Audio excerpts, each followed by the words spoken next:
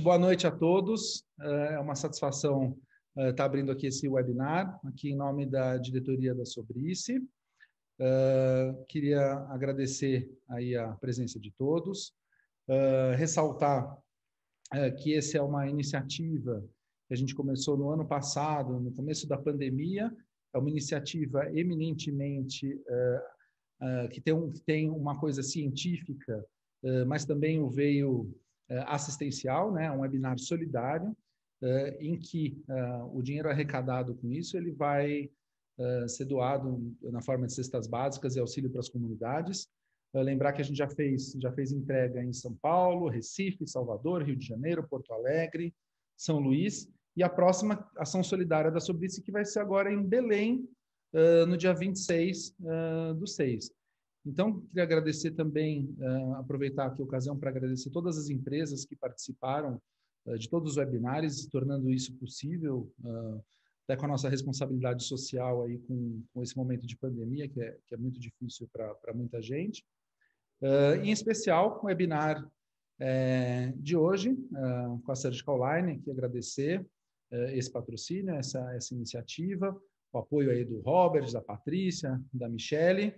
E aí hoje vamos falar aí sobre a ablação por radiofrequência dos miomas uterinos, um tema atual, né? Uma técnica nova que está surgindo. E aí vou passar a palavra agora para o Leonardo, e temos já de antemão agradecer aí o Leonardo e o Michel Zelachetti aí, que é uma grande referência na área que vai nos brindar aí com a sua participação. Boa noite a todos. Obrigado, Denis. É um prazer, mais uma vez, participar do webinar da Sobrice.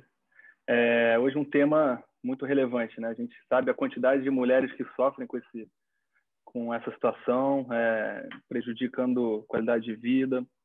Então, um tema muito relevante para a gente discutir, um tema extremamente multidisciplinar, né? Eu acho que esse webinar vai mostrar a importância disso. E a gente tem que juntar realmente as caixinhas de ferramentas. A gente pensa em embolização e radiofrequência, o Michel com essa ideia mais global, né, de todos os tratamentos. Acho que vai ser muito bom e a gente vai poder mostrar que, acho que já pensando numa conclusão, que a gente tem que pensar personalizar o tratamento de acordo com cada tratamento, né? A gente não tem que pensar no tratamento e tentar encaixar. Então, o mioma é muito isso, né? Acho que é isso que a gente vai conseguir ver com a presença do Michel, pensando no sucesso aí. Então, hoje a gente vai dividir o webinar primeiro serão 2 aulas, uma apresentação do Dr. Michel Zelachetti, que ele é ginecologista, diretor do Centro de Mioma, e ele é pioneiro da técnica de ablação de mioma por radiofrequência no Brasil. Ele vai falar sobre alguns casos dele, as indicações, alguns resultados da literatura. O Denis Schenfeld, que a gente acabou de comentar, né? Todo mundo conhece, dispensa apresentações, radiologista intervencionista, professor da Unifesp, diretor clínico do Hospital Serta e atual diretor de embolização da Sobrice, no biênio 2021-2022. Então, ele vai mostrar um caso dele. E depois das aulas, a gente vai ter um tempo aí para discussão, que é muito importante. Então, já podem ir mandando as perguntas e no final a gente discute tudo. Tá bom, Michel? Palavra com você. Obrigado pelo convite aí. Obrigado pelo convite e pela sua participação. Bem, boa noite a todos, né? Em especial quero agradecer aí a diretoria da Sobrice por esse convite, agradecer ao Denis, né? Que sem dúvida nenhuma, né?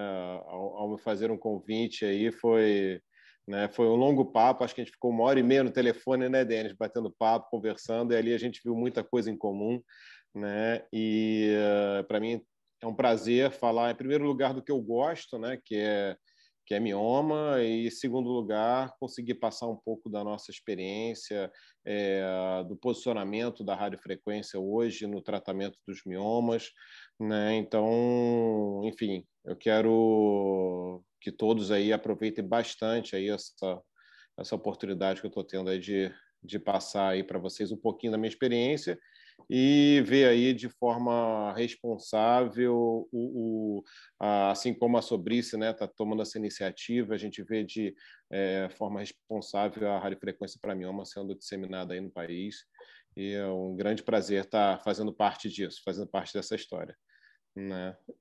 Bem, acho que a gente já pode começar, né? Eu vou compartilhar aqui a minha tela com vocês para a gente poder começar a apresentação, né?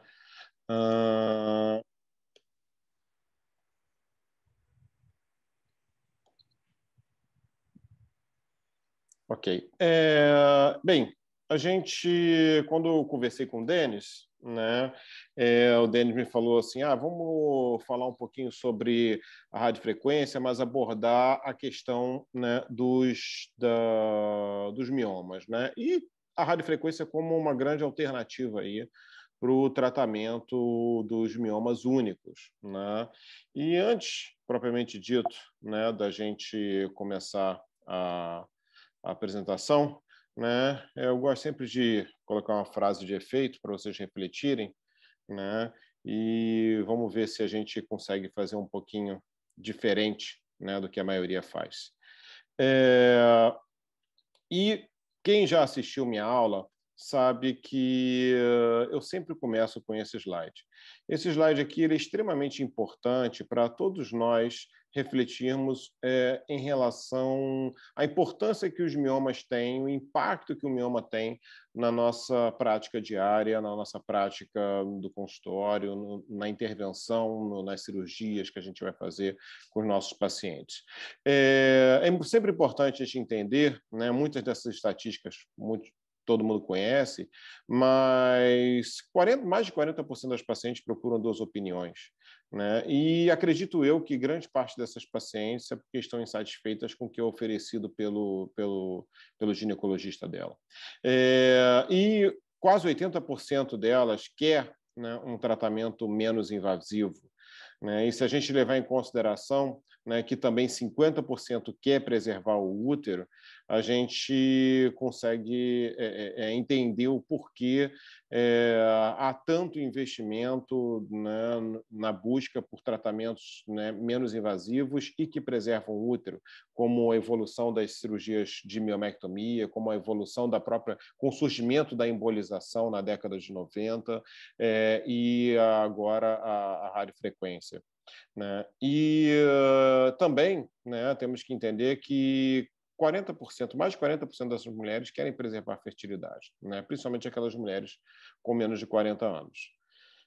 Ou seja, a gente tem que pensar também em tratamentos que preservem a matriz uterina e a função, né, dessa matriz uterina, a função reprodutiva.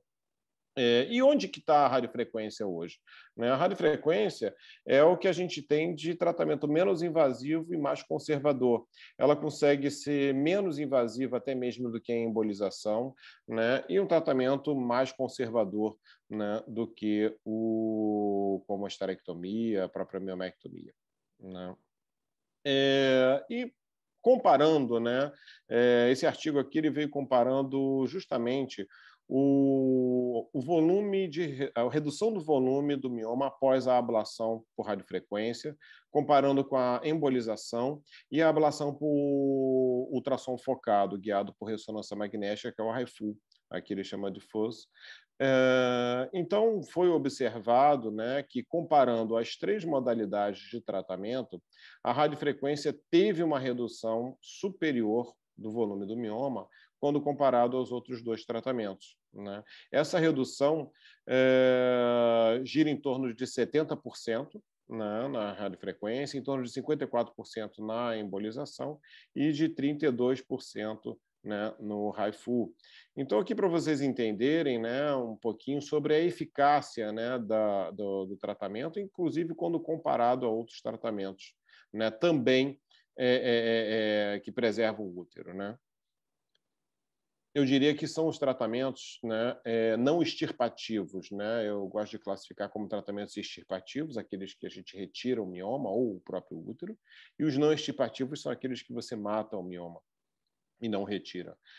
Um conceito muito importante para todos nós entendermos, né, para vocês entenderem a indicação, a gente chegar lá nas indicações da radiofrequência, é a classificação da FIGO para sangramento uterino normal. Essa classificação da FIGO, que tem uma subclassificação para leiomioma, né? Muitos de vocês já conhecem essa subclassificação, que vai ali de 0, né, a 8, e chamando a atenção para os miomas 2,5.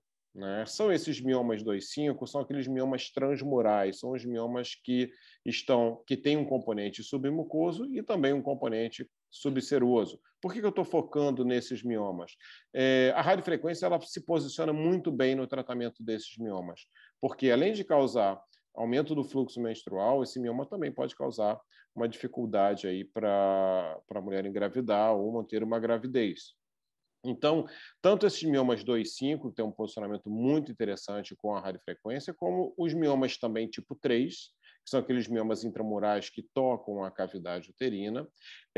Os miomas tipo 2, que não são passíveis de ressecção estereoscópica, tá? E os miomas completamente intramurais. É raro a gente indicar a radiofrequência, a ablação, né, em miomas tipo 6, que são subserosos, né, uns miomas tipo 5, né, a gente até indica em alguns, mas é mais raro também, e mioma pediculado não tem indicação. Né? Agora, a radiofrequência ela parece ser bastante interessante para os miomas cervicais. Tá? Então, eu que já tive oportunidade de fazer embolização em miomas cervicais, a radiofrequência por via vaginal, ela também se apresenta aí com uma ótima abordagem. E também, para a gente entender ali, né, naquela classificação da FIGO, associando a classificação de Lasmar, aqui nessa classificação de Lasmar, a gente tem ali os grupos 2 e grupo 3, por quê? A classificação de Lasmar ela é para avaliar qual a complexidade da miomectomia estereoscópica. Então, se você tem um mioma com algum componente submucoso, essa classificação se propõe para avaliar justamente a complexidade. E, de acordo com o score, em relação ao tamanho, topografia, a base do mioma é a penetração e a parede, se está na parede lateral ou não, esse mioma ele pode ser de baixa complexidade, a miomectomia estereoscópica pode ser de baixa complexidade, que é o grupo 1. Ela pode ser uma miomectomia de alta complexidade, que você tem que considerar o uso do análogo de NRH para poder reduzir esse mioma, ou até mesmo 2 tempos da miomectomia. Ou essa miomectomia ela pode ser praticamente impossível e você tem que pensar numa outra técnica. E é justamente nestes 2 grupos, né, que a gente hoje tem posicionado a ablação por radiofrequência, porque são aqueles casos que estavam no limbo, aqueles casos que você indicaria outra técnica, como, por exemplo, a embolização, ou então a miomectomia laparoscópica, robótica, ou até convencional. E justamente esse tratamento multimodal, esse artigo ele fala justamente dessa possibilidade, é você associar a radiofrequência a esses casos que não poderiam ser feitos a miomectomia estereoscópica. Então, o que ele pegou? Ele pegou 24 pacientes, né, que tinha a classificação do grupo 3 de Lasmar, ou seja, que você tinha que pensar numa outra técnica, e ele indicou a radiofrequência por via transvaginal, que é a que a gente tem feito no Brasil hoje. E dessas 24 pacientes, 18, né, não precisaram de qualquer outro tratamento, e 6 precisaram fazer uma miomectomia estereoscópica tardia, não imediatamente após o procedimento, nem junto do procedimento. Né? Então, a conclusão que ele chegou nesse trabalho foi que a radiofrequência por via transvaginal ela é extremamente, né, promissora para esses miomas submucosos, particularmente maiores do que 5 centímetros e que tem uma porção intramural, né, substancial. E que, combinado a radiofrequência e a estereoscopia, ambos os tratamentos são tratamentos seguros, né, e eficazes para tratar essas mulheres com miomas submucosos. E também, né, tanto a radiofrequência quanto a estereoscopia são tratamentos onde a internação em day clinic e a dor pós-operatória é pequena, o índice de complicações é bastante pequeno, né, e com uma recuperação rápida. Então, você está associando 2 técnicas que têm risco baixo, que são minimamente invasivas, onde a paciente fica em day clinic, vai embora para casa no mesmo dia, e isso, né, você está associando 2 técnicas, onde essa paciente ela teria qual indicação de tratamento? Talvez uma técnica mais invasiva, como a miomectomia laparoscópica, que a paciente fica internada de um dia para o outro, que a paciente tem risco de sangramento, tem risco de hemorragia, né, tem risco de transfusão, né, mesmo que seja baixo, esse risco é ainda muito menor nesses dois procedimentos de radiofrequência e esteroscopia, mesmo que associados. E aí aqui eu estou exemplificando um caso nosso, né, onde a gente realizou esse tratamento multimodal, que a gente primeiro fez a radiofrequência nesse mioma, que era de parede lateral, ele era um mioma grupo 3, né, e o que aconteceu com esse mioma? A gente teve 5 meses depois uma redução bastante significativa desse mioma, com uma porção submucosa maior do que a porção intramural, diferentemente do que a gente tinha antes, né? E aí a gente, como a paciente com desejo reprodutivo, a gente partiu para a miomectomia esteroscópica, né?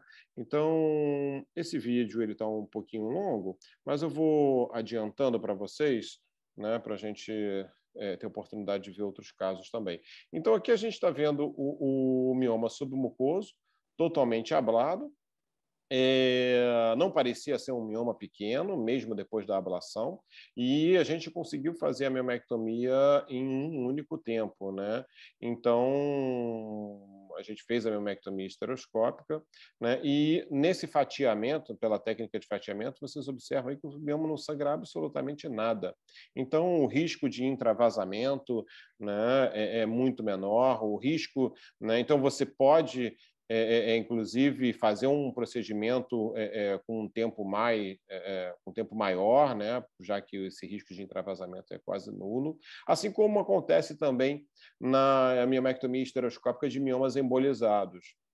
Esses miomas embolizados também, né? Tanto o mioma ablado quanto o mioma embolizado, ele não vai ter esse intravassamento, já que ele vai estar completamente morto, né? Então você vê que o mioma não sangra absolutamente nada, né? E esse mioma, ele ainda tinha uma porção intramural bastante razoável, né? Então, a gente associando aí a técnica da mobilização, né, com a técnica do fatiamento, e aí a gente foi, né, até a gente conseguir retirar esse mioma por completo, em um único tempo, certo? Só mostrar aqui no final, o interessante é que o miométrio adjacente ao mioma, ele está sangrativo, né? Ele está vivo, né? Então isso é muito importante, né? Principalmente quando a gente pensa em futuro reprodutivo.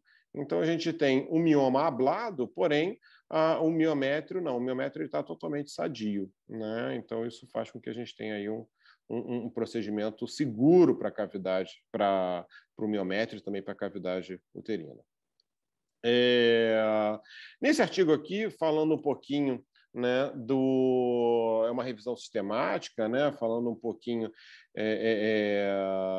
do tratamento da radiofrequência em relação à redução do volume, a melhora da qualidade de vida, a melhora dos sintomas relacionados aos miomas, né? Então, aqui ele mostra realmente uma melhora de qualidade de vida bastante significativa, né, nos primeiros 6 meses, assim como também, né, a diminuição, né, dos sintomas relacionados aos miomas também nos primeiros 6 meses, aquela melhora bem significativa. A taxa de reintervenção ao longo dos primeiros, né, 36 meses, primeiros 3 anos, muito similar à taxa de reintervenção da embolização e da miomectomia. E a redução do volume do mioma acontecendo também de maneira bastante significativa nos primeiros 6 meses e ao longo a seguir, né, dos 6 meses, a redução menor, que é o que a gente observa também na embolização. Na embolização, nos primeiros 6 meses, o mioma reduz bastante e a partir dos 6 meses, os miomas reduzem um pouco menos, né? Então, parece uma característica das técnicas não extirpativas.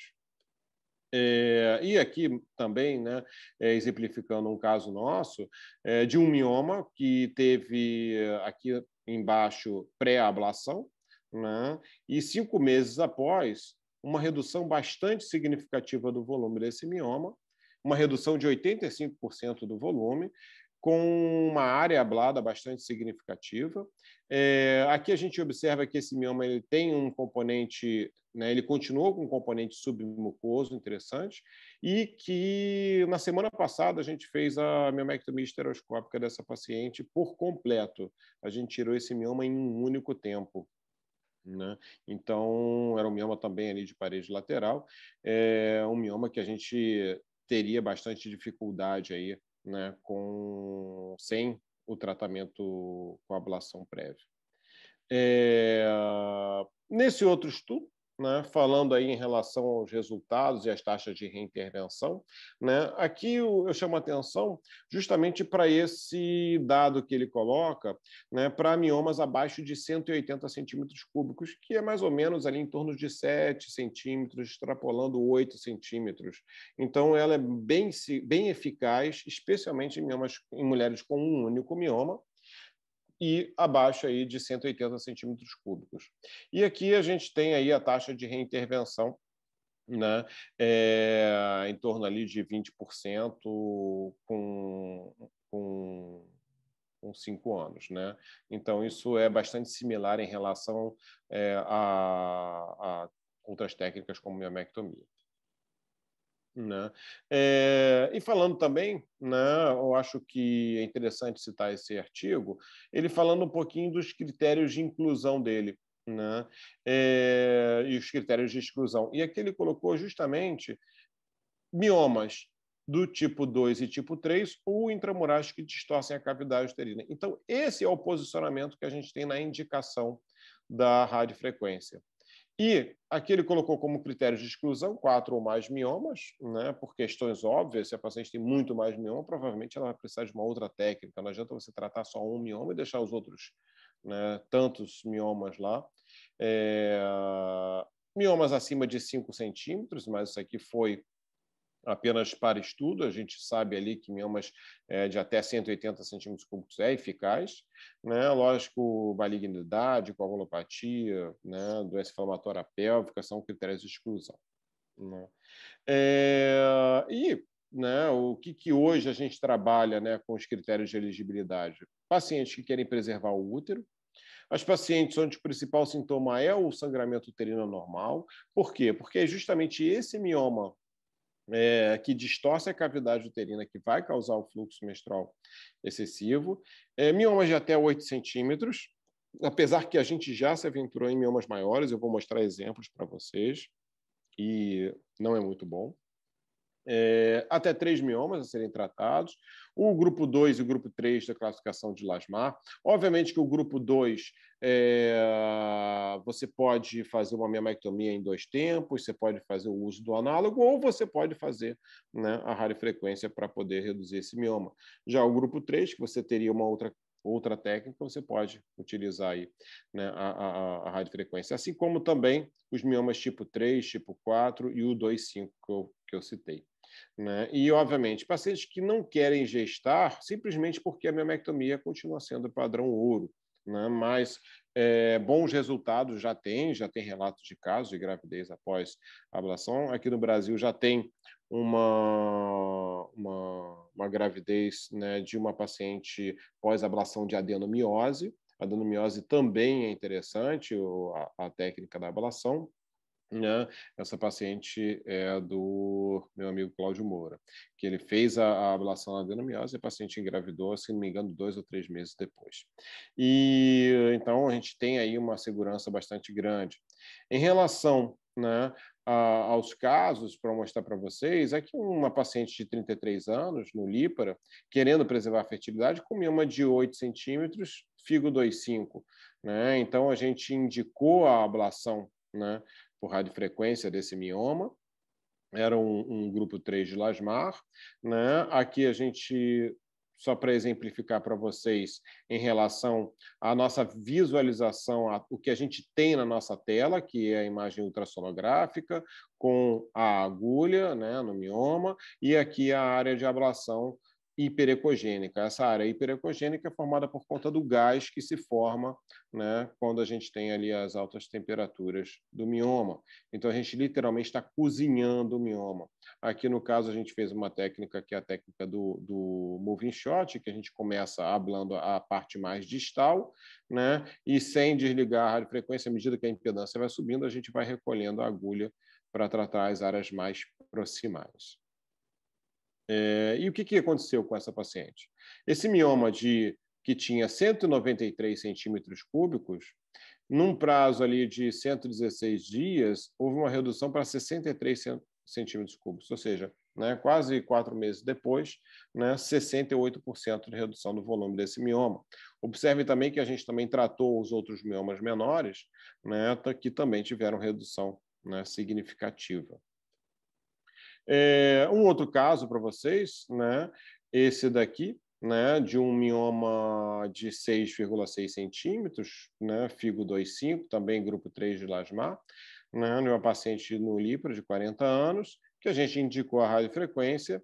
E o que a gente observou para essa paciente? Um mioma de 123 centímetros cúbicos. A gente fez uma ablação com um tempo total de ablação de 5 minutos apenas, né? Eu estava até comentando antes de começar a aula que nos primeiros casos a gente era bastante conservador, hoje a gente tem feito, né, ablações com um tempo maior, e aí a gente, mesmo com esse tempo, né, relativamente curto, a gente teve uma redução do volume do mioma bastante significativa, uma redução de 65% em apenas 94 dias. Em 3 meses, a gente já teve uma redução bastante significativa dos 2 miomas. Tá, dos 2 miomas. Então, isso faz com que a gente tenha aí um resultado, né, bastante satisfatório. Esse aqui é um outro caso, de uma paciente com mioma de 7 centímetros. Eu não tenho mostrado miomas pequenos para vocês, né? Lógico que a gente também, em alguns casos, também tem miomas pequenos, mas, em geral, miomas com menos de 3 centímetros a gente não indica, né? A não ser que a paciente tenha sintoma, mas aí o sintoma hemorrágico desse mioma, você tem que pensar se esse mioma não é passível de ressecção estereoscópica, né? Então, a gente tem mostrado aqui miomas, né, geralmente únicos e miomas grandes. Esse mioma tinha 7 centímetros, né, FIGO 2,5, mioma transmural, também grupo 3 de Lasmar. Paciente que não queria engravidar, querendo apenas preservar o útero e não querendo passar por um procedimento cirúrgico. Isso é importante. E aí, o que a gente observou? Uma redução ali de quase 50% em um pouco mais ali de quase 120 dias, né? Ou seja, quase 4 meses, a gente teve ali uma redução bastante significativa desse mioma, né? De quase 50%. E, obviamente, com a melhora aí do fluxo menstrual, melhora dos sintomas dessas pacientes. Mais um caso aqui para vocês, um mioma de 5 centímetros com FIGO 2,5, e vocês percebendo aqui que não é passível de ressecção estereoscópica, esse mioma a gente fez a ablação e também teve ali, né, uma redução ali de 44%, né, em 30 dias apenas. E aí vocês observem que nesse caso aqui, que a gente já estava com uma curva de aprendizado um pouco maior, o tempo de ablação já foi maior, né, 10 minutos de ablação. Então, a gente teve uma redução significativa do mioma em apenas 30 dias e a gente já fez um tempo de ablação ainda maior. Esse caso aqui é bastante interessante, que é uma paciente que tinha um mioma de 7 centímetros. Engraçado que era uma paciente que eu operei em 2013, e aí depois ela veio, engravidou, fiz uma miomectomia nela, tem até, né, a cicatriz aqui da miomectomia, e posteriormente ela engravidou, fez uma cesariana, e aí ela teve uma recidiva do mioma, né, dos miomas. Esse caso a gente fez em dezembro, uma paciente de Curitiba, e o que aconteceu? Ela tinha esse mioma que ela tinha um sintoma de sangramento uterino normal bastante intenso e um mioma que distorcia bastante a cavidade. E aí a gente fez a ablação dela e observem 3 meses após como é que ficou a ressonância magnética. Essa cavidade uterina não está mais distorcida, houve melhora do sintoma hemorrágico. Se a gente for avaliar em termos de volume, a gente não teve uma redução significativa desse mioma, se não me engano foram 30% apenas, mas foi o suficiente para que essa cavidade uterina não tivesse esse abaulamento e que ela melhorasse o sintoma. E observe aqui a área não perfundida pelo contraste, que é justamente a área próxima da cavidade uterina. Então, a gente teve um resultado bastante satisfatório nessa paciente, né, com melhora do sintoma dela. Mais um caso para vocês, a gente não tem que mostrar também os casos, né, que a gente se aventurou sem sucesso, e esse aqui foi um caso que a gente não teve sucesso. Foi um caso de uma paciente de 30 anos que não queria engravidar no momento, mas queria preservar a fertilidade, não queria passar pela cirurgia. Ela tinha um mioma de 10 centímetros e eu falei para ela que a indicação era miomectomia e ela não queria passar por uma cirurgia, né? E ela falou assim, não, eu quero fazer esse tratamento novo aí, não quero passar uma cirurgia, quero fazer esse tratamento novo. E eu falei para ela sobre a possibilidade de falha de tratamento bastante grande, porque isso estava extrapolando a nossa indicação. E fizemos o procedimento. A gente teve uma área ablada bastante significativa, mas a gente teve essa área aqui que não foi ablada e que continuou crescendo. Depois de 3 meses, esse mioma, ela continua tendo sangramento uterino normal. Você vê que a área viva desse mioma em contato com o endométrio era bastante significativa. Ela continua tendo sangramento uterino normal. E a gente acabou indicando a cirurgia para ela. Tive a oportunidade de fazer a cirurgia, a gente fez a cirurgia convencional, e aqui a gente tem um mioma ablado, né, parcialmente ablado. Então, vocês observem, né, que ele tem uma área de ablação bastante significativa, mas ele tem uma área não ablada também bastante significativa, né? Então, assim, ela teve o útero dela preservado, né? Aqui era o útero com mioma, aqui a gente já abrindo, né, fazendo a esterotomia, abrindo o miométrio, acessando o mioma, a gente tirando o mioma, e aqui a gente observava essa área aqui, que foi justamente a área por onde a gente entrou com a agulha, que era a área mais próxima do colo, né, do istmo. E fica igual frango cozido, gente, é impressionante. Essa experiência de ter visto essa área ablada aqui e fica esfarelento, né? O negócio fica, né, esquisito. Mas, e obviamente, que isso no útero, né, fica um corpo inerte, né? E se realmente tem uma redução significativa, isso não vai, né, ser prejudicial. Agora, nesse caso, a paciente tinha essa área aqui viva, né, desse mioma, que não foi ablado, e vocês percebem que essa área aqui, olha, até deu uma reduzidinha, essa área aqui parecia um pouco maior, né? Então, esse foi um caso de insucesso, que a gente também tem que falar um pouquinho, né? Não é só flores que a gente enxerga, né, na radiofrequência. Por isso, o importante é a gente ter em mente aqueles critérios, né, de miomas de até 8 centímetros, né? Isso é bastante importante, que você tenha a visualização dele todo, né, na sua tela do ultrassom.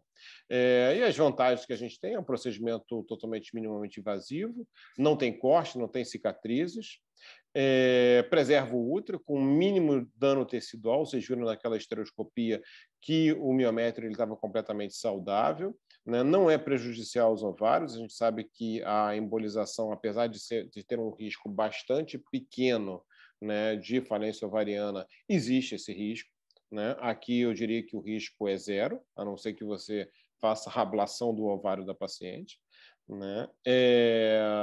Mas aí seria por completo desconhecimento da técnica.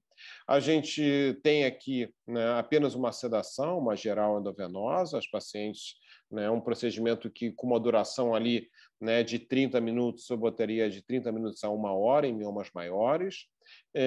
A paciente vai embora para casa no mesmo dia. O que é mais interessante é que a dor pós a ablação é quase nula. As pacientes estão indo embora para casa com ibuprofeno SOS, só para vocês terem ideia, né?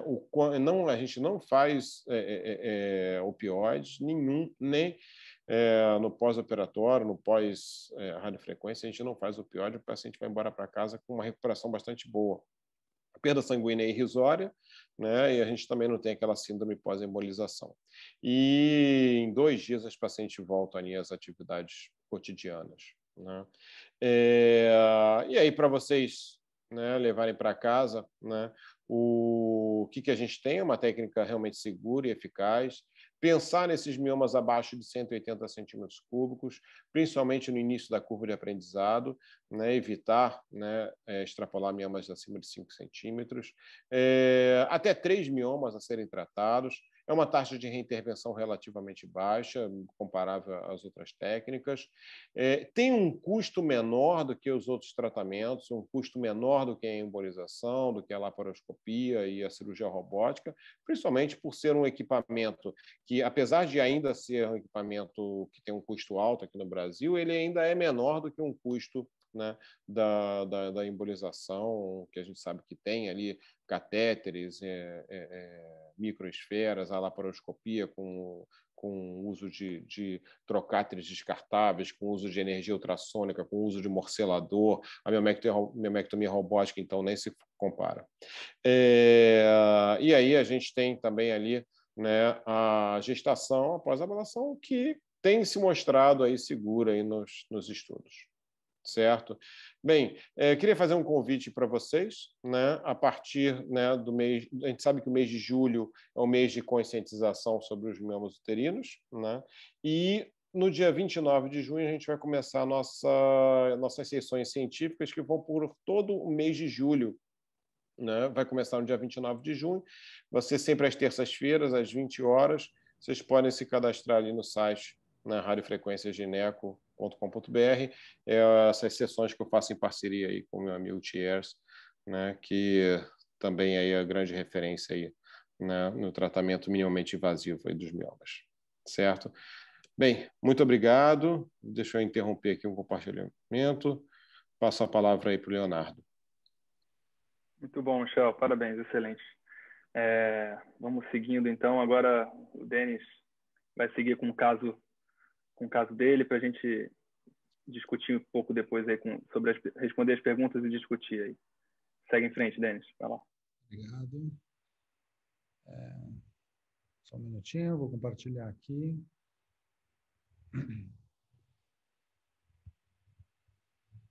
Está vendo a tela ou não? Não, sim. Tá sim? Sim, maximizado, tudo certo. Perfeito. Bom, primeiro, obrigado aí, Michel. Adorei a aula, já aprendi bastante coisa. Eu queria mostrar aqui um caso passo a passo, né? Um caso editado, né? Vamos dizer assim, não é um caso ao vivo, mas um caso editado. Uma pequena variação aí da técnica que talvez seja uma discussão interessante aí. A paciente de 38 anos, no Ligesta, com desejo reprodutivo iminente, né? Nos próximos 12 meses, queixando aquela queixa típica, hipermenorreia, desmenorreia, não tinha comorbidade nem nenhum tratamento prévio para o mioma. Então, essa é a ressonância da paciente, né? Então, o Michel mostrou muito bem, né? Um mioma com componente submural, intramural muito grande, com um componente também submucoso, mas numa ressecção esteroscópica difícil, né? Então, a gente vê aqui Vocês veem meu mouse, né? Sim. O mioma aqui no corte axial aqui do mioma, uma parte grande aqui em contato com o endométrio, e aqui o pós-contraste mostrando uma boa vascularização, um mioma bem vascularizado, sem nenhuma necrose. Então, qual que foi a ideia? Aqui a avaliação ultrassonográfica, né? Então, a gente vê aquele aspecto típico do mioma, aqui no axial, no sagital, aqui de novo mostrando uma relação bem extensa aqui com o endométrio, mas era mais para o mioma intramural do que para um submucoso. O que a gente fez? Qual foi a proposta que a gente fez nessa paciente, né? Então, aqui estão as medidas, 6,1 por 6 centímetros, vascularização no Doppler, como no caso normal. A ideia foi associar a arteriografia com eventual embolização ao procedimento de radiofrequência. Então, inicialmente, eu coloquei um catéter, aqui na artéria ilíaca interna direita, e a gente vê aqui a vascularização do mioma, aqui só à direita na tela, né, aquela vascularização do mioma parada aqui. Então, a seguir, a gente fez a técnica, a ablação por radiofrequência, né? Como que a gente fez isso? Acesso transvaginal. Tem que ter atenção, né, pessoal? Uma dica a guia, né? Então, a guia tem que ser uma guia que passe uma agulha 15, 16. e uma agulha, uma guia que não seja revestida por metal interno, né? Para não conduzir a eletricidade ali, ter algum risco nesse sentido. Nesse caso, Michel, o que eu fiz? Eu coloquei a agulha bem no meio do mioma. Como o mioma ele tinha 6 centímetros de comprimento, a queima inicial, né, eu coloquei como sem a técnica moving shot. Deixei a agulha exposta lá ao máximo, a exposição dela 4 centímetros, e deixei aquele ciclo de 12 centímetros, que é o que a gente faz normalmente tumor de fígado, de rim, e tudo mais, porque a exposição estava inteirinha aqui no mioma. Aqui só mostrando, né, aquele aspecto, a gente está acostumado com ablação, né, vai formando aquelas bolinhas de gás aqui, um aspecto normal, e alterando a ecogenicidade dele. Né. Para quem faz fígado, eu esperava que tivesse aquela explosão, né, aquela hora que o mioma inteiro explode, que a gente sabe que no fígado dá ele fica todo branco de uma vez, mas isso, na verdade, não aconteceu nesse ciclo de 12 minutos. Mas ele foi alterando totalmente a ecogenicidade.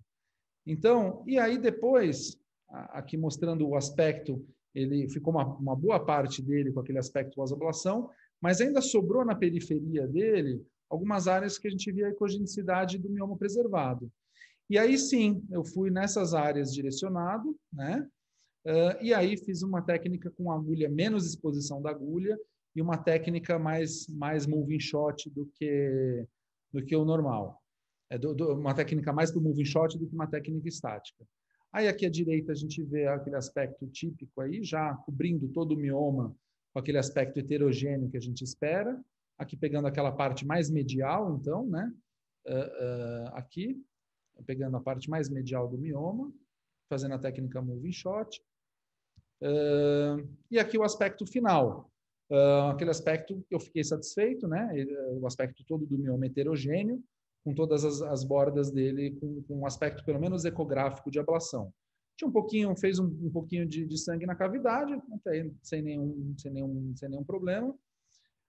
Aqui só o aspecto final da ablação. Heterogêneo, sem fluxo ao Doppler naquele momento, um pouquinho de coágulo aqui dentro da cavidade. Aí eu fui para a arteriografia, voltei para o catéter que estava na arteriografia. E aí o que a gente vê? Aquela artéria que nutre o mioma, né? Aqui. Aqui eu vou parar aqui cheia, tinha aquela artéria aqui. Vamos lá, só um minutinho, eu vou parar cheia. E aí a vascularização dele, como a gente vê na imagem da direita, toda a vascularização central desapareceu com a ablação com radiofrequência. Mas sobrou essa vascularização na periferia dele. Eu, num primeiro momento, a ideia não era embolizar junto. Mas aí, o que eu acabei fazendo? Usei um catéter, um microcatéter mais fino do que a gente usa normalmente para embolização, de modo aí, na artéria, ali bem seletivo, naquela artéria que está irrigando o mioma, não uma embolização uterina ali passando a cérvico-vaginal para todo o mioma. Então, olha aqui, esse microcatéter dando todas as voltas e indo bem próximo ali do vaso irrigador do mioma, e aí fiz essa embolização seletiva, aqui está o controle pós, então a gente vê que toda a vascularização do miométrio foi preservada, e aquela vascularização do mioma embolizado. E aí esse é o Doppler no intraoperatório, então eu voltei para o Doppler, a gente estava com o transdutor montado lá, mas para documentar o seguinte, e nem mexemos na esquerda, né? Para documentar o quê? Que a vascularização do miométrio, aqui é um pouquinho de sangue, né, dentro da cavidade, que a gente não mexeu na vascularização miometrial, porque é uma paciente com desejo reprodutivo. Então essa foi a ideia ali naquele momento, né? Associar as duas técnicas de modo a tratar completamente o mioma, tentar uma morte total do mioma, né, uma ablação completa, sem alterar a vascularização. Aqui são as imagens estáticas mostrando que o útero inteirinho ele estava com uma boa vascularização ao Doppler. Isso foi imediatamente após a embolização. E aqui a parte do mioma sem fluxo no Doppler. Essa paciente ela é um controle relativamente precoce, é um controle com 4 semanas, e aí a gente vê já uma redução significativa do volume do mioma e uma necrose total desse mioma, com um útero totalmente bem perfundido e bem realçado. Então, a ideia aqui, trazendo para a discussão, até ficar abertas dúvidas, críticas, comentários aí do Michel, do Leonardo, a ideia foi justamente somar aí as duas técnicas num sentido de ter um máximo de agressão ao mioma com um mínimo de agressão miometrial, uma vez que o paciente era com o desejo reprodutivo. E a paciente também, que nem o Michel falou, né, é exatamente isso. Esse caso a gente fez com uma RAC, mas não com aquela RAC com morfina em doses altas. A paciente teve alta no mesmo dia e dor só com dipirona e anti-inflamatório para casa, sem nenhuma outra queixa a mais, sem síndrome pós-embolização, muito mais tranquila do que um pouco mais tranquila do que a embolização. Então, esse é um caso passo a passo, mostrando talvez uma variação técnica que possa ter aí alguma relevância, ou não, né? Ou ficamos. Então, é isso que eu queria mostrar aí, Leonardo, passo a palavra para você. Eu acho que eu queria destacar aí em nome da Sobrice, né? Tem vários participantes, para destacar a presença de nomes ilustres aí da literatura mundial do mioma, o professor Cláudio Basbaum, até que está assistindo. Quem não conhece, ele é um dos ícones dos tratamentos e estudos dos miomas. Eu fico feliz de o senhor estar assistindo aqui, e todos os demais aqui, uma audiência toda. Estamos aqui abertos às perguntas. Fala, Leonardo. Legal, Denis. Independente se é interessante a técnica ou não, você mostrou umas imagens que eu nunca tinha visto, assim, pelo menos essa combinação não tinha visto. Foi legal mostrar o Doppler, pós, você mostrou umas características das técnicas que foi bem ilustrativo. Denis, deixa eu fazer algumas considerações. Eu achei, assim, quando você me contou, né, do caso, né, agora eu entendendo passo a passo faz todo sentido, né, faz todo sentido, e realmente eu achei fantástico você se preocupar com a preservação da vascularização do miométrio, né? Então, assim, porque se você falar, né, simplesmente, né, eu fiz uma ablação com radiofrequência mais embolização. Se você falar só isso, né, vai chover crítica. Agora, se você mostrar, né, como a história foi contada realmente, como aconteceu, e a sua preocupação com a preservação da vascularização do miométrio ali, e certamente, do jeito que você foi super seletivo na artéria que nutre o mioma, e você falou um detalhe, não sei se todos pegaram né, esse detalhe, você fez só de um lado a embolização. Você usou a embolização, você identificou o vaso que realmente nutria o mioma e você fez o que a gente chama de embolização do mioma uterino. Você não fez a embolização da artéria uterina. E é isso que realmente a gente tem que fazer para você preservar a fertilidade da mulher, preservar a vascularização do miométrio, do endométrio. Você foi assim pontual na mosca. Você não fez o over-embolization, né? Então non-target embolization. Você fez exatamente na embolização do mioma. E, obviamente, né, eu acho que valeu a pena ali a questão de você fazer eu achei muito interessante você fazer, né, o contraste, né, após a ablação para a gente ver, porque isso é inédito, né? Porque isso é inédito. Isso realmente eu não vi descrito na literatura, você fazer a avaliação imediata. O que é feito na radiofrequência, não na radiofrequência, mas no ultrassom focado, no HIFU, ultrassom focado guiado por ressonância magnética, é a avaliação do volume não perfundido após a ablação por ultrassom focado. E ali, imediatamente, na radiofrequência, na ultrassom focado, na ressonância magnética, você avalia o volume não perfundido. Agora, você avaliar o volume não perfundido após uma ablação por radiofrequência, isso é inédito. Parabéns, parabéns. Foi uma coisa, obrigado, Michel, e foi uma coisa assim, nem foi programada assim, para ser exatamente desse jeito, né? Eu acho que assim, a gente estava até conversando antes, né? Acho que muita coisa da embolização de mioma fica-se martelado, martela-se aquilo, né? Passa, emboliza a artéria uterina até parar todos os ramos e tal. E não deve ser bem assim se você... tudo bem, essa técnica como uma miomatose múltipla, alternativa à esterectomia, ok, é uma técnica, tudo bem, vai funcionar. Mas cada vez mais, é isso aí, Michel, a gente tem visto essa associação, né? Acho que você mostrou muito bem aí, associação com esteroscopia, associação com miomectomia, principalmente nas pacientes desejo reprodutivo, né? Aquelas com prole constituída, que é só para controlar sangramento e tal, ok, né? A preocupação não é tão grande. Mas eu acho que assim, você tem que, hoje, mesmo a minha experiência é muito maior na embolização do que radiofrequência, a gente está começando, estou começando nisso. Você tem que ir mais seletivo, você tem que ver qual lado que está o mioma, não é só passa, emboliza, passa cérebro vaginal e emboliza tudo. Acho que tem que ter um refinamento maior para você evitar que você embolize demais, exatamente isso. E acho que muitas vezes com esteroscopia, acho que você mostrou, é fantástico isso. O que eu sempre tenho batido na tecla é que no início, acho que a gente tem que posicionar a radiofrequência um pouquinho diferente, né, do que quando veio a embolização. A embolização veio ali no final da década de 90, chegou aqui no Brasil em 99, né, e aí achava-se que a miomectomia iria caducar, que a miomectomia não iria existir mais e que a embolização, esterectomia e miomectomia não existiriam mais, né? E obviamente, né, com o refino da técnica, a gente viu que a embolização tem as suas indicações, assim como, né, as outras técnicas, a esterectomia e a miomectomia, também têm suas indicações. E eu tenho batido na tecla em relação à ablação por radiofrequência, para a gente não incorrer no mesmo preconceito que a gente teve com a embolização. A ablação por radiofrequência não vai substituir a embolização, não vai substituir as miomectomias como um todo, né? E ter esse cuidado no posicionamento da técnica, né, para determinados tipos de mioma, eu acho que é muito importante. É muito importante para que a gente não queime o método durante essa disseminação da técnica.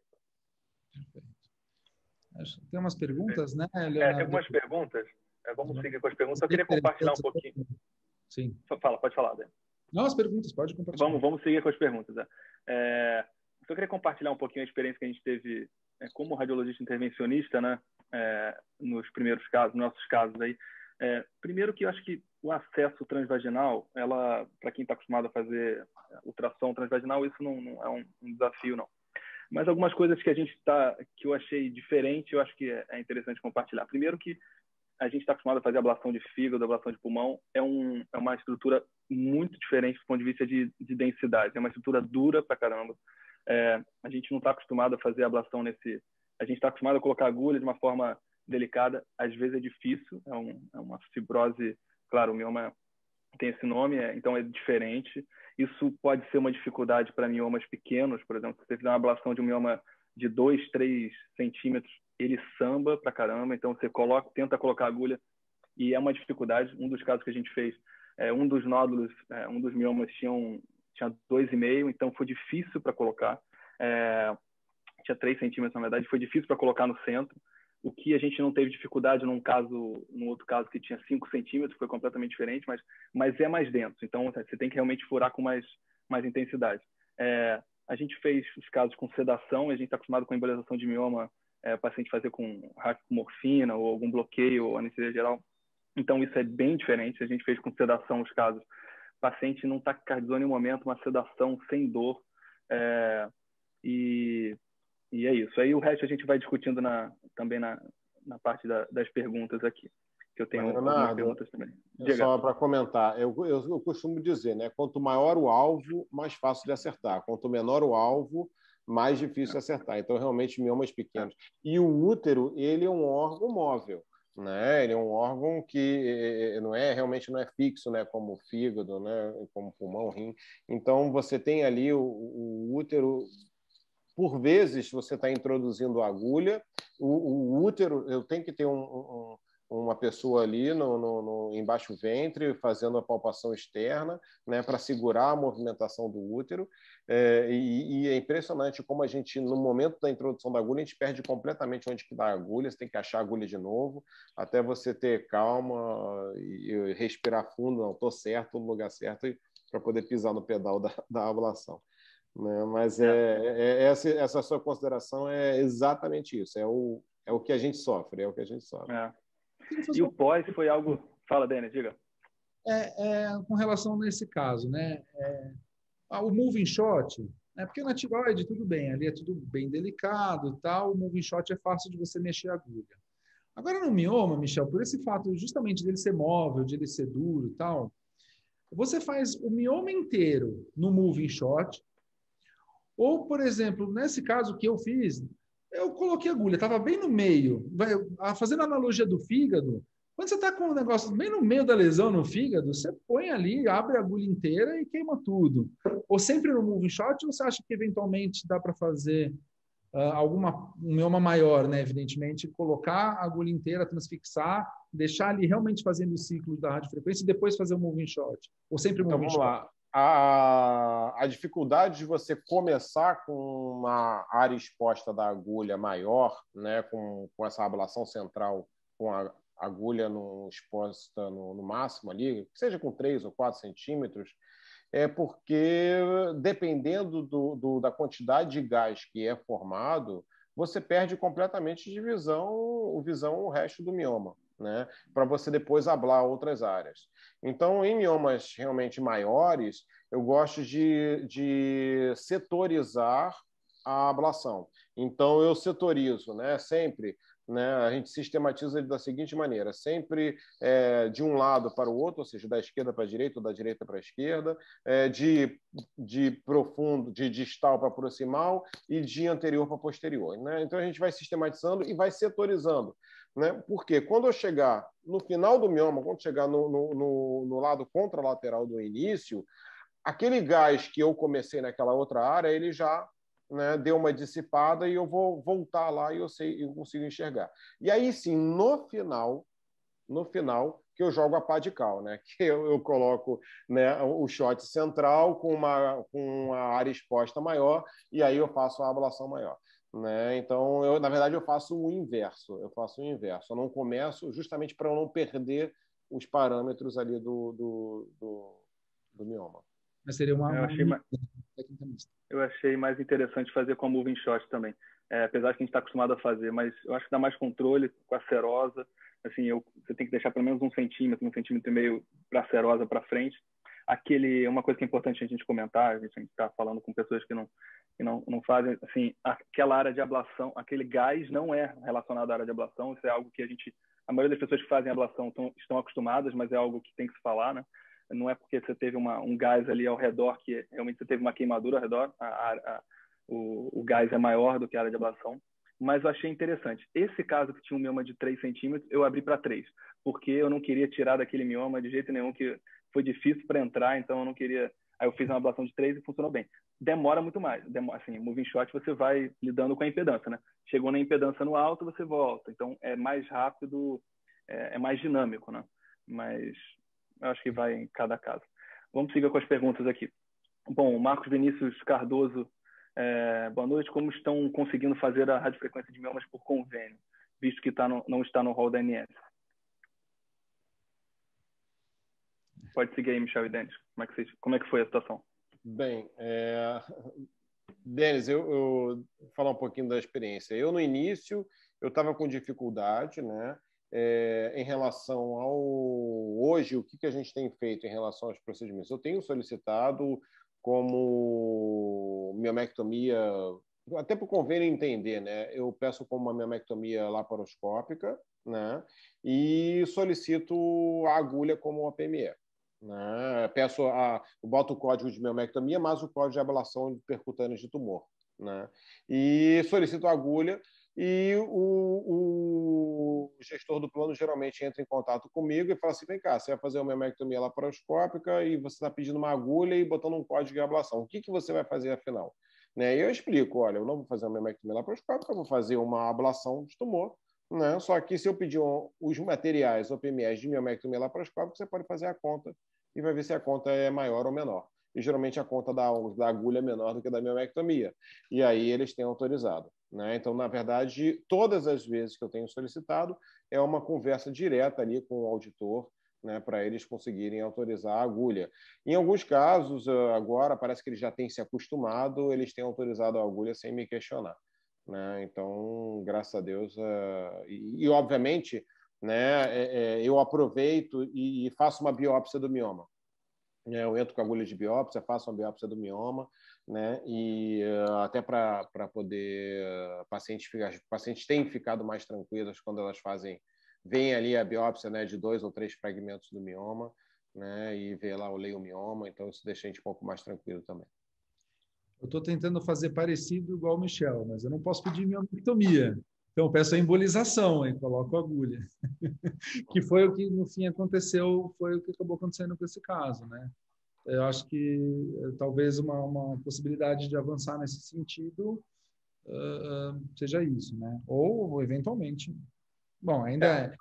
A embolização demorou muito tempo, né, para entrar no rol de procedimentos da ANS, né? Então, eu acredito aí que a ablação também vai demorar algum tempo, né? Então, mas assim, até, né, a gente ter aí os resultados, né, os resultados aqui em casuística nacional, né, mostrando a segurança, mostrando o menor custo de reinternação, menor custo de complicações, aí, né, sem dúvida nenhuma, vai ser autorizado.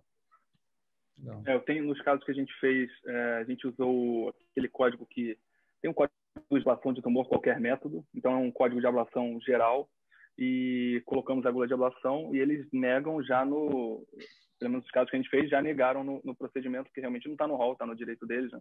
Mas os 2 casos foram, infelizmente, com liminar. Mas a gente lida muito com isso, né, Denis? A ablação de CHC está no rol, mas de colo retal, que já tem bastante evidência, a gente já lida com isso, né? A mioma vai ser mais uma. Então, eu faço dessa forma, mas os casos foram realmente com liminar. Vamos lá. A radiofrequência para adenomiose pode ser realizada em casos de adenomiose mais difusa ou só em casos de adenomiomas? Você pode responder essa, Michel. Então, a adenomiose você pode fazer tanto para adenomiose focal, né? A adenomiose focal você consegue um acesso transvaginal muito bom. Se você tiver a visualização através da ultrassonografia daquelas, né, glândulas ectópicas. Na adenomiose difusa, eu acho mais interessante, né? Aquele adenomioma de Cullen, então você vê aquela parede, né, totalmente espessada, e eu acho bastante interessante. O que já teve associação de técnica, né, o TIES, ele já fez alguns casos, né, junto com a laparoscopia ou a robótica para tratar a endometriose, e aí ele utilizou, né, a radiofrequência por via laparoscópica para tratar a adenomiose, né, e aí não é mais um acesso transvaginal. Você faz um acesso, mas não justifica você fazer uma laparoscopia para fazer esse acesso, né? No caso, ele utilizou como associação de técnica que ele já estava tratando, né, a endometriose. Mas em ambos os casos tem descrição na literatura, tanto para adenomiose focal quanto para difusa com o espessamento da parede do miométrio, né? A gente fez no curso que a gente deu em Brasília, o caso era o de adenomiose, né? Então a gente entrou por estereoscopia, não tinha mioma nenhum na cavidade uterina. A ressonância até achava que era mioma e depois a gente revendo a ressonância, pensei, isso aqui não é mioma, isso aqui é adenomioma, e a gente tratou e a paciente, né, teve um ótimo resultado. Caso bom para curso ao vivo, né? Sim, né? É sempre assim, né? Acho que tem uma pergunta aí, né, Leonardo? Podia falar sobre a técnica. Qual material é usado para ablação, né? A gente tem sobre a sedação, né, Denis? Que o Lucas Fiore perguntou o que a gente está usando. O que é feito, né? Sedação profunda, anestesia geral. Bom, pode comentar, Michel e Denis. O que tem sido feito de anestesia?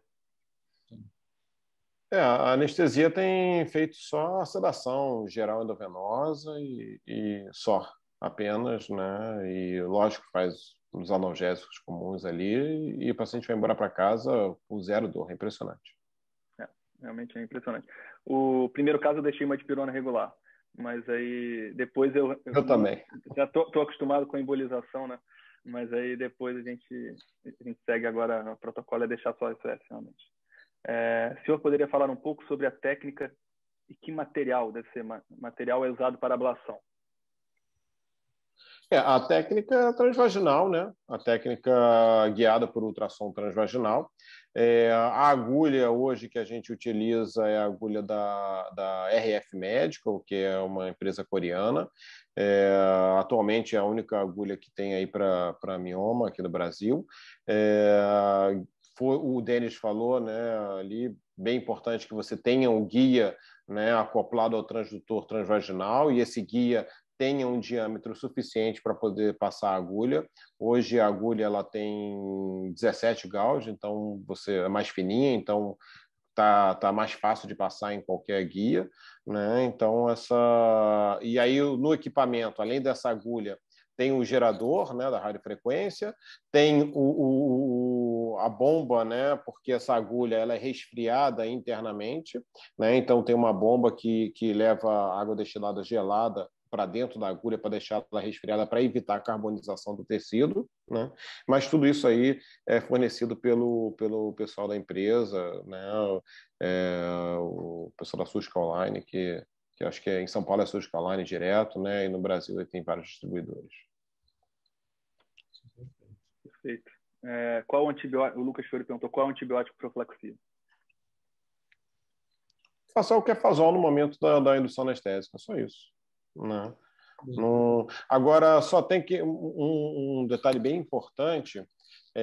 No pós, a gente sempre, ainda mais esses miomas com grande componente submucoso, é comum o paciente expelir o mioma. Tá? Então, a parturição do mioma, seja ela do mioma integralmente ou parcialmente, né, pode acontecer. E a paciente tem que ser orientada porque essa parturição ela pode ser acompanhada de infecção. Então, eu não faço antibiótico profilático para casa, na verdade, só durante o procedimento, não mando ela embora para casa com antibiótico, mas mando orientar, me avisar caso haja sinal de febre, né, sinal de corrimento com odor fétido, né, associado a cólicas, né, e até na literatura, né, na experiência que a gente tem da embolização, né, os casos de esterectomia pós-embolização não é por falha de tratamento, e sim associado à piometrite. Né? Então é diferente, né? Assim, você tem ali a piometrite, deficiência de vascularização do mioma, às vezes até do próprio útero. Isso antigamente tinha-se muito. Hoje em dia isso é muito raro, né, Denis? Você ter ali uma infecção, assim, já entra com antibiótico. E a gente tem utilizado esse mesmo princípio na ablação. Esses miomas a gente faz um antibiótico profilático e mantém a paciente orientada. Eu acho que é isso, antibiótico só lá na sala cirúrgica, mesmo a embolização também, não usa antibiótico terapêutico ou profilático terapêutico. E acho que uma coisa importante, né, Michel, acompanhar sempre de perto os pacientes, que é onde eu sempre vi problema é a embolização, às vezes vai um pouquinho de bolha de gás, e aí, ou na ablação por radiofrequência fica a bolinha de gás, e a paciente está com dor, aí entra num PS, roda uma tomografia, e está aquele negócio sem realce com gás dentro. E aí, muitas vezes, fica difícil essa diferenciação, né? Se você está ali com um abscesso, que a maioria das vezes não é, ou, de fato, só o aspecto que é pós-ablação ou pós-embolização. Né? Então, acho que esse acompanhamento é importante. E acho que, assim, a parturição, né, Michel, acho que é uma coisa que é muito importante falar para o paciente, né? Sim. Senão você entra como supostamente uma complicação. Eu aviso, talvez vai sair e tal. Eu queria até perguntar para você, Michel, na sua experiência, qual o tempo que você vê que o mioma começa a parir? Eu tenho visto assim 20 a 30 dias que começa, mas como que você vê isso assim? Tem uma data que você considera mágica assim para isso acontecer? Vamos lá. O que a gente tem feito, né, na nossa rotina entre 30 e 60 dias, a gente faz um controle ultrassonográfico, né? Então, ali a gente já tem uma certa noção se o mioma migrou completamente para a cavidade uterina, se está tendo alguma dilatação do colo, alguma coisa do gênero. Mas o que a gente observa, assim como eu observava também na embolização, né, os miomas paridos que eu tive não ultrapassaram 3 meses após o procedimento. Até 3 meses pode acontecer, mas é mais comum ali entre até 60 dias, né? Depois de 60 dias é menos comum, mas pode acontecer. Eu nunca tive de mioma parido com mais de 3 meses. Tanto que, quando eu indico a estereoscopia, eu já indico depois de 3 meses, eu já posso indicar a estereoscopia, que eu sei que não vai perder mais nada de mioma.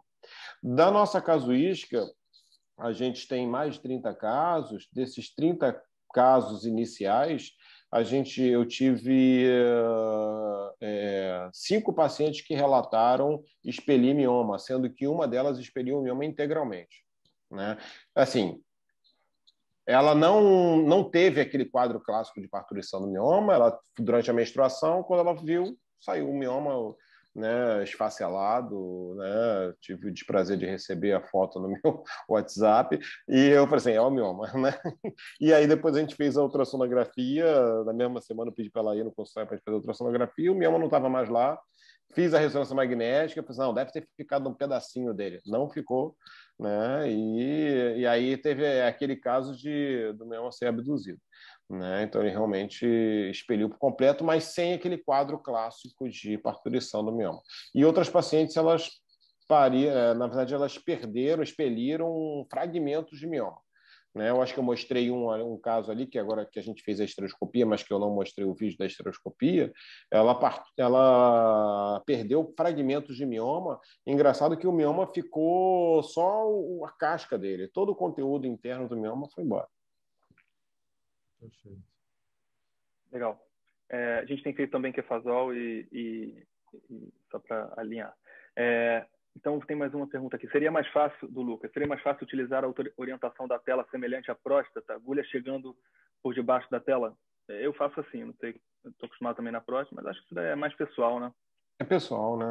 Eu faço de cima para baixo. Eu tenho um colega, né, o colega lá de Recife, que ele faz de baixo para cima. Então, na verdade, é muito pessoal isso.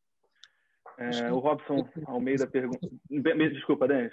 A nossa cabeça funciona, parece que é muito doido, né? A gente faz próstata, milhões de próstatas invertidas, faz toda radiologia, a gente fez um monte de transvaginal para cima. Parece que na intervenção também, não muda. O útero ele aparece de um jeito, a próstata do outro, Lucas. Acho que enfim, a nossa mão funciona para o útero de um jeito e para a próstata de outro jeito, né? Eu acho que a posição normal é muito mais fácil do que você inverter, né? Igual uma próstata. O Robson Almeida perguntou: boa noite, primeiramente, parabéns pela aula. A via de acesso é majoritariamente transvaginal ou varia conforme a classificação e posicionamento do mioma? E quais os melhores métodos, qual o melhor método de imagem intraoperatório? Acho que a gente respondeu, né? É realmente transvaginal. A via transvaginal. E até existe um equipamento que não está disponível aqui no Brasil. Lá nos Estados Unidos se chama o Acessa, né? Acessa System, que é a radiofrequência por via laparoscópica. Então, ele introduz a ótica no acesso umbilical, introduz uma punção de 5 milímetros para entrar um ultrassom laparoscópico e, percutaneamente, ele entra com uma agulha, né, que vai fazer a ablação de radiofrequência, né? Então, mas é uma agulha específica para acesso laparoscópico. Mas aqui no Brasil a gente tem feito o acesso transvaginal, que, no meu modo de ver, faz mais sentido, né? Você fazer uma laparoscopia, todo o risco de uma primeira punção, todo o risco de um pneumoperitônio, de uma anestesia geral, para fazer uma radiofrequência, se você tem um acesso transvaginal. Teve até um estudo que comparou laparoscopia, porque para o ginecologista, né, a gente não faz laparoscopia, mas é estranho você estar com o mioma na sua frente e fazer uma radiofrequência. Mas teve um estudo que comparou se vale a pena fazer por laparoscopia ou radiofrequência via laparoscópica. E mostrou que teve menos sangramento e menos menos tempo de internação, né? Se eu não me engano, nesse estudo. Mas é que é interessante. Não, faz sentido, porque você não corta o miométrio, você não disseca o mioma, então óbvio que sangramentos, né? Então você vai ter um índice de complicações realmente menor, né? Mas, assim, eu acho que o acesso... E lá nos Estados Unidos é um pouco diferente, né? O pessoal enxota o paciente do hospital com 6 horas, com 8 horas de cirurgia, independente da cirurgia, né? Então, aqui a gente vai acabar deixando de um dia para o outro, aí você perde um pouco o sentido da via minimamente invasiva. A Suzy perguntou aqui no... Fala, Denis. Né? No começo da ablação renal, né, também acontecia muito isso, né? O urologista fazia a ablação por vídeo, né? E aí colocava fazia crio por vídeo e tudo mais. Eu acho que assim a grande coisa aqui é o que o Michel mostrou na aula dele, né? O mioma que vai ser ablado, ele é mais para o submucoso do que para o intramural externo ou para o subseroso, né? Então, no final das contas, por isso é a segurança do método, né, Michel? Você, na verdade, tem útero em volta, você não vai tratar um subseroso ali, porque daí, acho que daí penso eu que a gente deveria seguir, se for para fazer percutâneo, devia seguir os mesmos cuidados que a gente faz com outros órgãos, né? Hidrodissecar, colocar líquido, mobilizar, etc., etc., para afastar. Mas é que a escolha mesmo dos miomas acaba sendo mais o intramural submucoso. Então, por isso que acaba ficando sempre o transvaginal, né? Acho que essa é a impressão. É por aí. É exatamente isso, Denis. Acho que é justamente pela escolha do tipo do mioma. Né? Você não vai... Né, se já é mioma muito grande, que você não tem acesso transvaginal, que você veja uma necessidade de um outro acesso, que seja laparoscópico, né, ou até mesmo percutâneo com todas essas... Né, esses artifícios para tornar o procedimento mais seguro, aí você tem que se questionar, será que está valendo a pena? Será que não é melhor fazer uma embolização? Né? De repente, já que você quer ser menos invasivo, menos agressivo, faz a embolização. Perfeito. Uma outra pergunta aqui da Suzy em relação acho que já está finalizando as perguntas, daqui a pouco a gente finaliza o webinar, mas em relação à fertilidade, qual o impacto da ablação versus a embolização? Bem, isso aí, Suzy, ainda vai precisar de estudo, né? O que a gente observa hoje com... Assim, a embolização ela já é bastante bem estabelecida em relação à gravidez e em relação à gestação. Tem diversos estudos comprovando a sua segurança. Apesar da gente ter aí ainda, né, a miomectomia com uma leve superioridade em pacientes que querem engravidar, né, em um prazo relativamente curto, com menos de 2 anos, a gente tem inúmeros relatos de pacientes que engravidaram. Eu tenho, o Denis deve ter, você também deve ter, Leonardo. Mas o que a gente precisa hoje é estabelecer a segurança da radiofrequência. A gente imagina que ela seja mais segura porque o dano ao miométrio é praticamente zero. O dano aos ovários é praticamente zero. E se você fizer utilizando a técnica adequada, o dano que você vai ter ao endométrio também vai ser praticamente zero. Né? Então, mas isso, obviamente, a gente vai precisar de estudo para comparar aí as duas técnicas. A embolização está aí há mais de 20 anos e já se mostrou, né, bastante consagrada. Agora chegou a vez da radiofrequência se consagrar, e aí lá na frente a gente compara. Perfeito. É isso, Denis. Alguma coisa a acrescentar nesse tópico? Vamos seguir para a próxima pergunta. Só uma coisa sobre fertilidade. Esse tema é bem discutível, mas sempre que atendo paciente de mioma, eu sempre falo, isso até antes da radiofrequência, eu falo, qualquer intervenção que você fizer nesse mioma vai ter um impacto, pode ter um impacto na sua gestação. Então, isso já... tudo vai ter. Se você fizer a laparoscopia, se você fizer uma esterectomia, claro, mas se você fizer uma miomectomia, vai ter algum impacto. Então, você tem que tentar ver de acordo com o tipo de mioma realmente. E eu acho que a radiofrequência só faltam estudos, porque tem todo o sentido sem influência na função ovariana, acho que tem todo sentido para ser algo bem legal para a gestação. E a questão, Leonardo, só um parênteses para acrescentar o que você falou. Né? Essa sua pergunta é essencial. Qual é o impacto que o tratamento vai ter na fertilidade? né? E quando que você vai escolher tratar? É quando o impacto do tratamento for menor do que o impacto do próprio mioma na fertilidade. E aí você ali vai escolher a técnica mais adequada, de acordo com o tamanho, número de miomas, assim por diante. Sim. O Francisco, acho que a gente perguntou sobre a gestação, acho que a gente falou, em caso de gestação, como fica a resistência da parede miometrial, né? A gente já chegou a falar. Não sei se quiser falar alguma coisa. Na verdade, essa resistência da parede miometrial fica inalterada, né? Porque a gente não... E a presença do mioma, a única diferença desse mioma para ablado para um mioma que não está ablado, uma mulher ela pode engravidar com miomatose, vai levar uma gravidez adiante e não vai ter risco de ruptura uterina, né? E esse mioma ablado, ele vai funcionar da mesma maneira que o mioma não ablado, a diferença é que ele não vai crescer durante a gestação, né? Então, o efeito dele, né, maléfico sobre a gestação vai ser menor do que num mioma sem estar ablado, né? Então, ir para resistência da parede é indiferente. Acho que assim, uma sensação também, né, Michel? Não sei como que você orienta os pacientes, mas teve uma aula aqui na Sobrice há uns 2 anos atrás, perguntou, mas quando que pode engravidar depois da embolização? Eu acho que é uma grande vantagem sobre a miomectomia, né? Porque a miomectomia, normalmente você pede para esperar 6 meses, 1 ano para engravidar. Uhum. E aí perguntou para uma, esqueci quem que ela falou, uma professora estrangeira, quando que dá para engravidar depois da embolização? Ela falou assim, olha, assim que tira o introdutor, dá para tentar.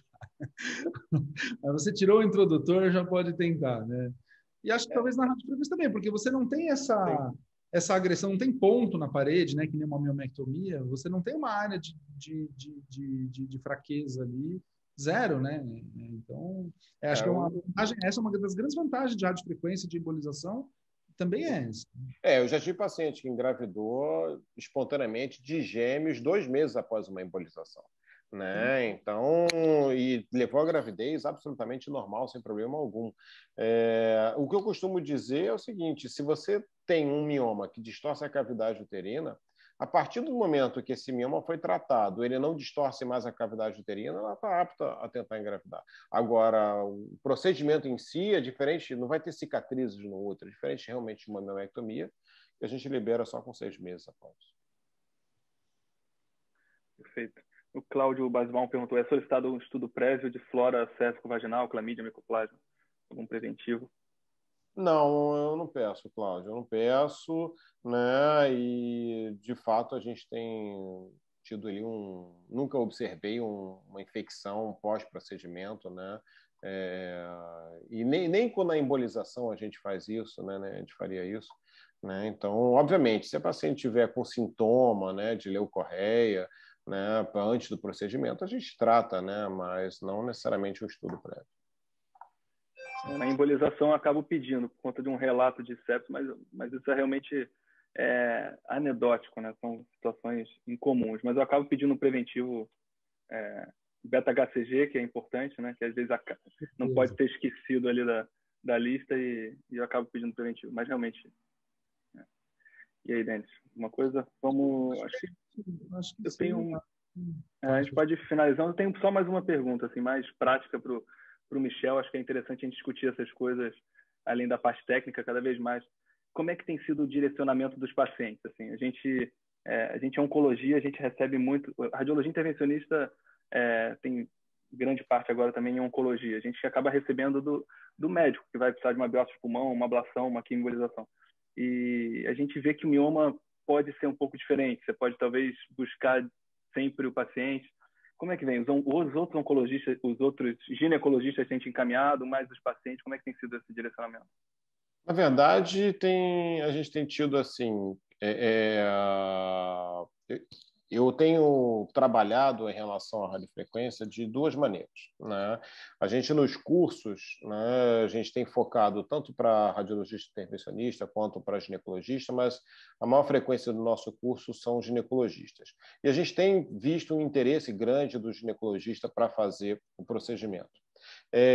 Então, assim, obviamente que a gente tem uma demanda espontânea dos pacientes, né, que vem querendo fazer a radiofrequência, né?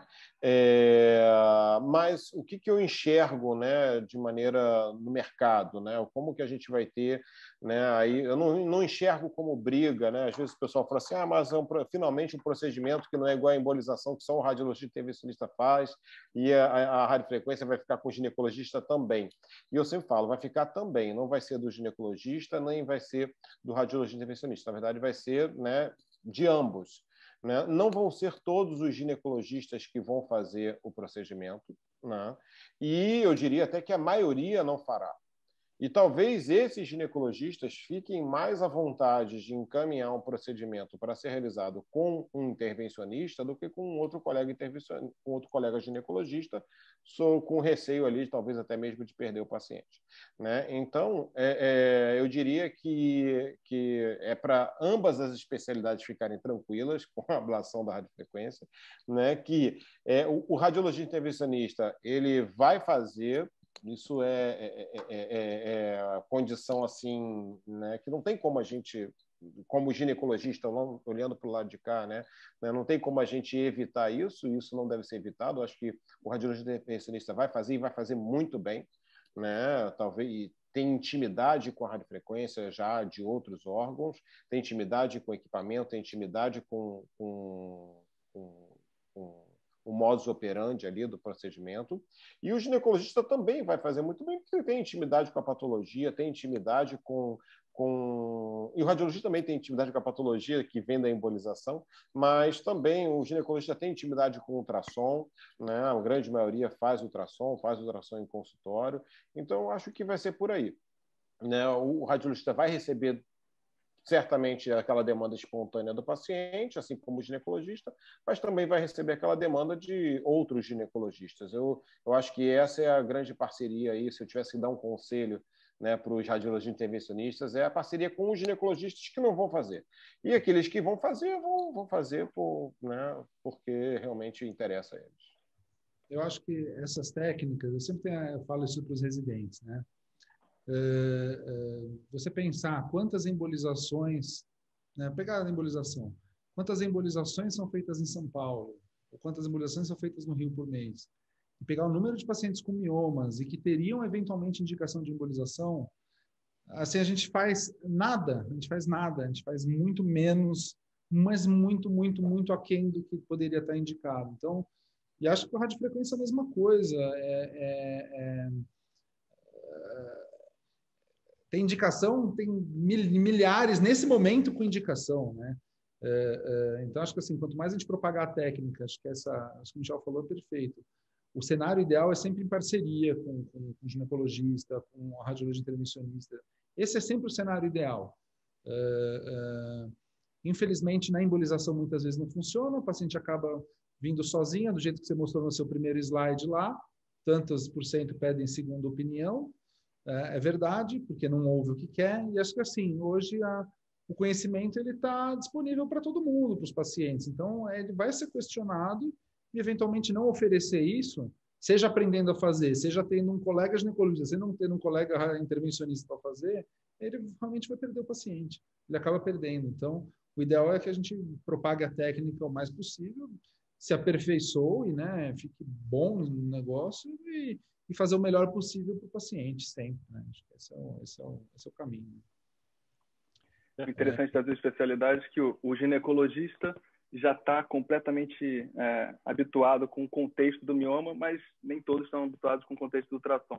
E o radiologista, que eu acho que é uma armadilha, que eu acho que tem que tomar muito cuidado para os radiologistas que não estão habituados em fazer embolização, acho que tecnicamente para o radiologista é simples, não vai que faz ultrassom transvaginal, mas você tem que pensar no contexto do paciente com mioma, da paciente com mioma, né, que é completamente diferente de uma paciente com tumor de pulmão. Então, eu acho que são limitações diferentes para as duas especialidades, mas que exigem que tem que ter muito cuidado, principalmente para o radiologista, que é fácil fazer, mas você tem que estudar todo o cenário, essas opções terapêuticas.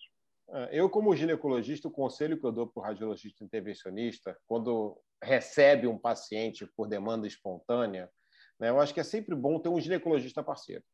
né? Porque é uma patologia ali ginecológica, né?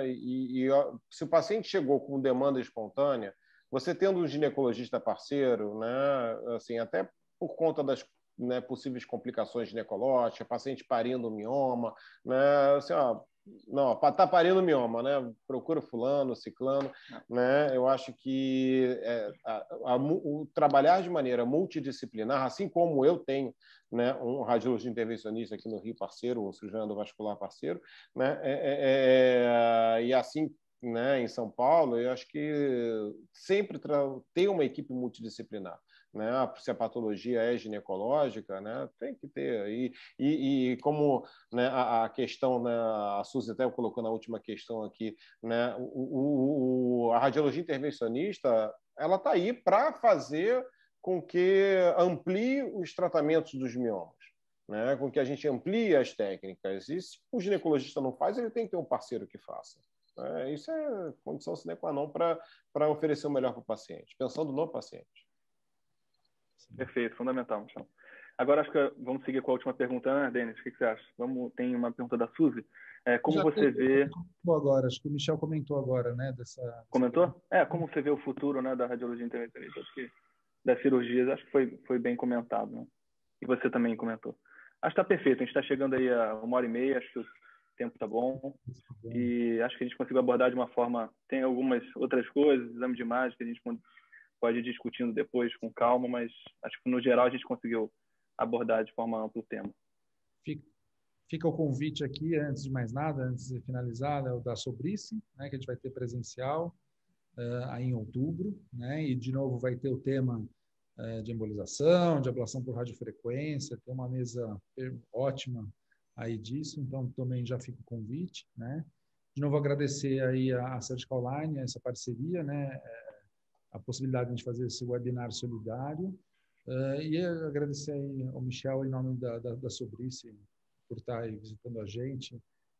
Acho que só esse parênteses aí, acho que é importante a gente lembrar do nosso congresso e essas coisas. Obrigado. Obrigado, Michel. Vamos finalizando. Obrigado por tudo aí. Obrigado, Denis. Obrigado, boa noite a todos aí. Boa noite. Leonardo, maravilha, ótimo, Michel. Boa noite a todos aí que nos assistiram.